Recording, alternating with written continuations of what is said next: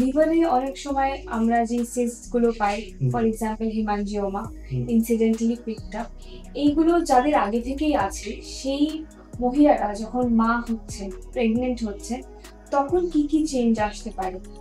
হ্যাঁ, liver cyst অনেকের আগে থেকেই থাকে। তাদের ক্ষেত্রে এই প্রশ্নটা খুব স্বাভাবিক যে আমি যদি প্রেগন্যান্ট হই তাহলে কি হবে। এখানে বলে রাখা দরকার যে লিভারে কমন লিভার সিস্ট যেগুলো সেগুলি একেবারেই বিনাইন, এবং তাদের মধ্যে কমনেস্ট হচ্ছে হেপাটিক হেমানজিওমা। হেমানজিওমাটা হচ্ছে লিভারের সব থেকে কমনলি পাওয়া একটা সিস্ট, এবং এতে প্রেগন্যান্সিতে কোনো অসুবিধা হয় না, লিভারেরও কোনো অসুবিধা হয় না। আরেকটি সমস্যা হচ্ছে এফএনএইচ আমরা বলি, অর্থাৎ ফোকাল নোডুলার হাইপারপ্লেসিয়া। এটাও একটি বিনাইন কন্ডিশন, ক্ষতিকারক তেমন কিছু নয়। তো এক্ষেত্রেও দেখা যায় যে প্রেগন্যান্সিতেও কোনো সমস্যা হয় না, বা গর্ভের ভ্রূণেরও কোনো সমস্যা হয় না, মায়েরও কোনো সমস্যা হয় না। প্রেগন্যান্সি আনকমপ্লিকেটেড বা আনইভেন্টফুলি থাকে।